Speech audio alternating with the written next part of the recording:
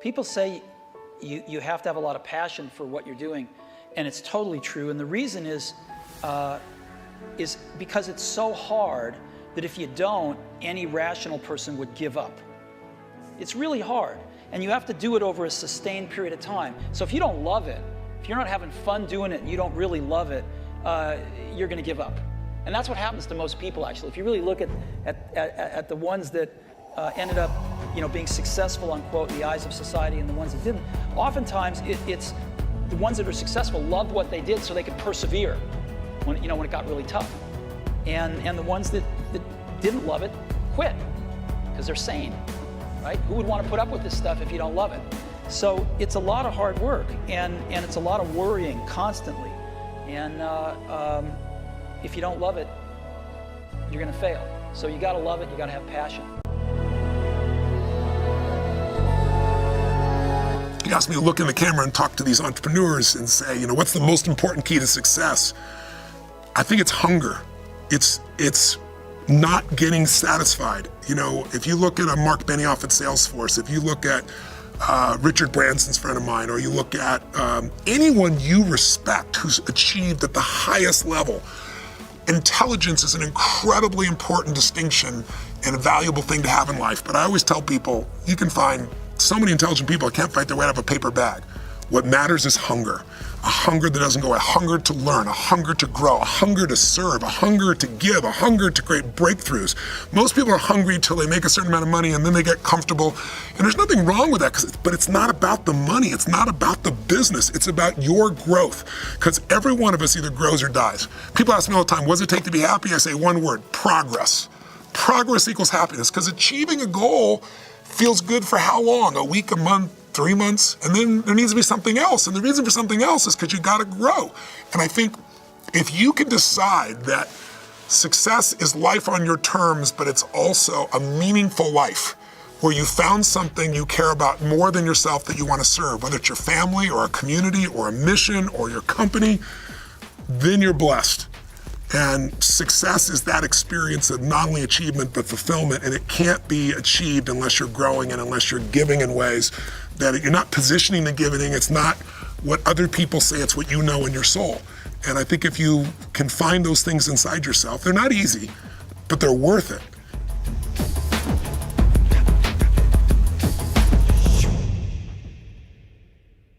When we see a kid with a lemonade stand, it's different than when we see a vending machine selling lemonade, even if it's exactly the same product, because the story around it is what people are paying for. So when I meet small business people, all I ask them is not what's their balance sheet, but what's their story. Why should I pick you?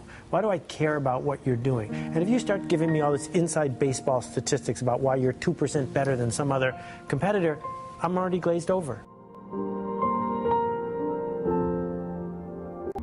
A company is simply a group of people, as a leader of people, you have to be a great listener, and you have to be a great motivator, you have to be very good at praising and looking for the best in people. People are no different from flowers. If you water flowers, they flourish. If you praise people, they flourish, and that's a critical attribute of a leader.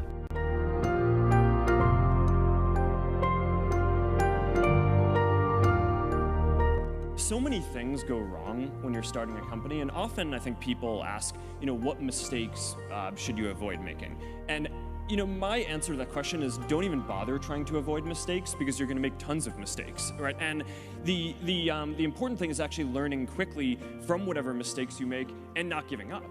Right, and there are things every single year of Facebook's existence that could have killed us or made it so that it just seemed like moving forward and making a lot of progress just seemed intractable, but you just kind of bounce back and you learn, and nothing is impossible. You just have to kind of keep running through the walls.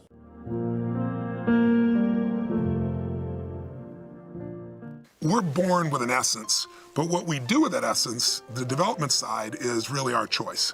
And being an entrepreneur is something that some people, it's instinctive in them that they want to run the show. They want to make it happen. They have a passion and they want to bring it to the world. And I think that's what starts a business person. The only problem is, becoming an effective entrepreneur is different than being an entrepreneur. You have to work harder on the business than you do in the business, which is not a new term, but it's an important way to think. I tell them, I take them through this immersion. I say there's pillars of your business. So one of those is knowing where you really are and where you really want to go, as simplistic as that is. And when I say know where you are, like know what business you're really in. You know, when Steve Jobs took back over Apple in '97, the first thing he said is sat everybody down, and I know this because Mark Benioff was coached by him, and said, what business are we in? And everyone said, the computer business. He goes, then we're screwed because we have 2% of that business. And Microsoft in those days was 98% of that business. And he said, we got to connect to something larger. What makes us different? And they started coming up with language like, we connect people to their passions and we deliver it in the coolest way, in a way that always works.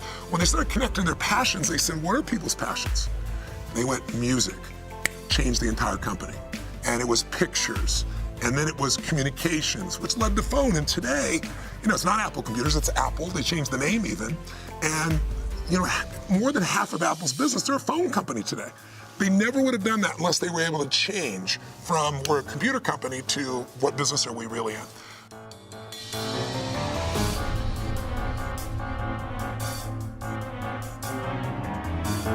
The hardest thing to do is start.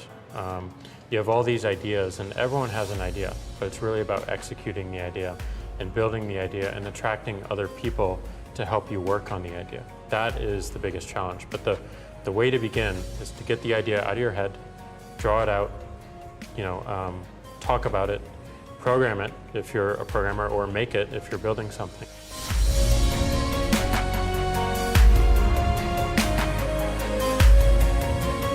Steve gave a speech once, which is one of my favorites, where he talked about, in a certain sense, we build the products that we want to use ourselves. So he's really pursued that with incredible taste and elegance that has had a huge impact on the industry.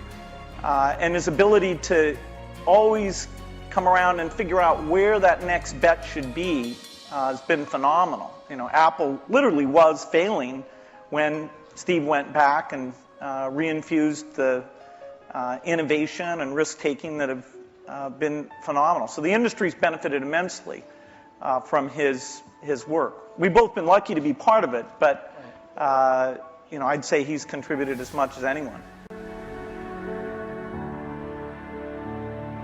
This little idea explains why some organizations and some leaders are able to inspire where others aren't. Let me define the terms really quickly.